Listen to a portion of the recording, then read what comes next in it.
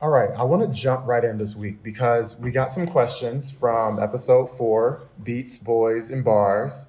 Hmm. That was a fun episode. We spoke about this. Yes. We spoke about the state of queer rap and homophobia within the hip hop community, and we also spoke with Cakes Tequila about his experience in the industry. So it was I think it was a really dynamic conversation, and we got some questions from some listeners that I want us to respond to.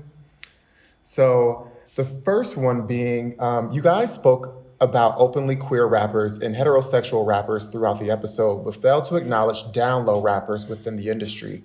How do you feel about men masking their sexuality to help their music careers? Sad. um but I get why it has happened, and I hope that with, like artists that are being more comfortable in their skin and with who they are, I hope that more and more it becomes less and less of a thing that they feel they need to do. But I think it's sad when you can't, be who you are. You got to hide that part of you. And I feel like if we talk about rap being, a form of expression, and you're hiding one of the biggest parts of you, it's like it's really a sad moment to me. Yeah, Yeah. I think again, I take issue with the term download, but I think that people are going through their process of coming out or not coming out because maybe you shouldn't even fucking have to talk about what you do in bed publicly. But yeah, I hope that we can get to a place where people feel more comfortable expressing who they are, especially like as Tony said, as an artist. So Hmm. Yeah, I don't think I have anything unique to share. I think the choice to come out should always be the person in question. I think that culture today sort of tries to establish this expectation that if you're gay or if you're queer, you have to let the world know and you have to own it on a public platform. And I don't always agree with that. I think Yeah. that people should be able to move at their own pace. And I think that if you feel like keeping your sexuality private, um, do what you feel like is the best decision for you. But I do think that it's sad. And I would hope that people can find the courage and the support to sort of be more of themselves in their music and in their personal lives. yeah. Yeah. And I love like Cakes. He's able to be his the full version of himself, and he seems really fucking happy. Right. and that to me is like what I would want for anyone. So hopefully people like Cakes can be an example, and give someone else the courage to step into the full version of themselves. Hmm. Right. Another question that we got was, much like misogyny, we're seeing that the openly queer rappers achieving the most mainstream success fall within a masculine archetype, while more feminine rappers such as Big Frida continue to be marginalized. Why can't queer femme MCs get more shine? Hmm. That's interesting because I mean, we didn't really touch on that too much in the episode. No, I mean, is it a surprise? Like society kind of right. hates on fem. I mean, even queer men hate on other queer men. So like embracing them Right. as an artist openly, like that's some shit in our own community that we haven't come to full to terms with. So I think that hey, let's do some work internally first, and then let's critique why the mainstream won't accept people that we should be accepting ourselves. Agreed. Right. Cause it's like it's like you're, first of all, you're black, second of all, you're queer. So it's like you have that double um barrier. It's just like another thing, another Hmm. obstacle that you have to overcome to be accepted. And just like what Damon is saying, I feel like people are just not there, or they are there in some ways. But in the hip hop community, it's definitely they've still got a long way to go. Um, Yeah. I mean, I remember Tony, you mentioned something in the episode, and you were talking about. I mean, essentially, you were talking about this fear of gay by association, Mm. and that part.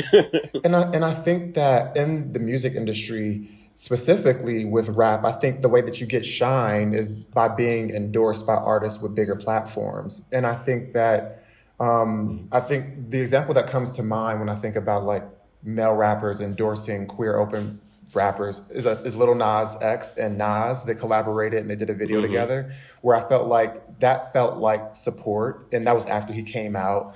But then you have like the example, then you have the example with Drake on Nice for What and Big Frida, and it was like a smash hit, and a big part of that hit was because of Big Frida's involvement in the song, and it really and she wasn't in any of the visuals for the song, so it was kind of like this distancing of this queer rapper while also capitalizing off of the talent. And it wasn't even until Drake got backlash from social media that he decided to bring her out at his New Orleans show. So I think it's kind of like, I think that these artists are trying to figure out like, do I want to, I think it's like the fear of gay by association. And I feel like just like anything else, like people are going to be more accepting to masculine presenting energy before feminine, which is sad. But I think that that's what's happening. What's interesting about that is like Drake's a huge artist where at this point it's like he can do whatever he wants. Whatever you want to do. Should be able to be like, fuck what anyone else has to say about it. And to see that he at his level had to, receive the backlash in order to like feel like he had to make amends by bringing Big Frida out on stage with him. Like, it's like, okay, you're supposed to be an example here, and you still ain't getting it right at your level. Right. Yeah, no, that whole thing was a mess. And I remember reading like all the Twitter conversations about where's Big Frida in the video? Why is Big Frida not in the video? It was just like that was like the energy of the song. That was the soul of the song. And you just decided to not have her involved visually. Like, oh, you can just like lay down the track, but like don't show up to the video shoot. Yeah, a lot of work needs to happen. So the last thing that I want to touch on is that we did a Instagram stories poll where we asked people if they felt like they were doing the work of actively seeking out queer rap artists. And surprisingly, or not surprisingly, interestingly, is that 2 in 3 of our followers admitted that they're slacking when it comes to actively seeking out queer rap artists. And that's like a direct reflection of us on the podcast, right? I think that Tony and I, we both said that we have more homework to do. And Damon is more so leading the charge among the 3 of us in terms of discovery and amplifying those voices. One of the questions that we got was for you specifically, Damon, is on the episode and throughout the show's 3 seasons, you've been an advocate for seeking out and loudly celebrating Black and queer art. What does your discovery process look like? Yeah, I think one, start with Google. Like I literally will just type in like Black queer rapper, Black queer author, like literally. And there's so many articles written, particularly in the last year with the rise of people wanting to amplify Black voices, like Billboard, Rolling Stone, everybody has lists that they've built. Spotify has lists built. Like if you literally type in Black queer rapper, you'll get a playlist of like hundreds of songs. And then also on social media, like I am following all the crazy Trappy Hour stories. He always posts other queer artists. And like, no matter who it is, I always at least go give the song a try. Sometimes the songs are awful. That's fine. And sometimes the songs are really amazing. And then also from our platform, we've been doing Songs of Surface Level for the last 3 seasons. And if they're all on Spotify, I try and include as many queer artists and queer rappers, whomever they may be, in those. So there are a lot of like little Easter eggs built throughout the 3 seasons of me just trying to include artists that are also queer if you want to go through our platform and find some things.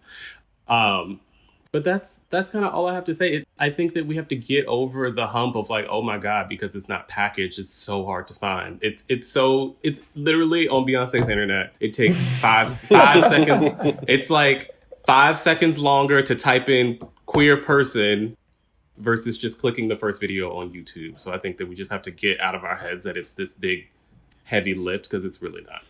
Yeah, and what I like is that through the process and journey of like doing this podcast is that, from doing this episode, I learned about a few new queer rap artists or rap, few queer rap artists that I had never heard of before. And I'm happy that we get to at least like with every topic that we do, we learn a little bit. So this is helping Jordan and I think, but we still have work to do on our own outside of the work we do for the podcast. So yeah, And I think it's especially important now that like we're doing something on a platform. We want people to seek us out, to support us. We want the community to surround what we're trying to grow. So I think it's important for us to portray and to authentically support other people within our community, because you never know where those relationships, where those partnerships can go, Right.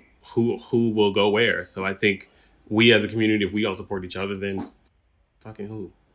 Right.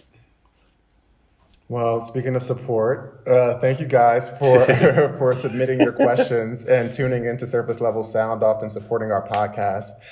New season 3 episodes premiere on Wednesdays, so please keep listening and sending us your thoughts, and we'll see you later.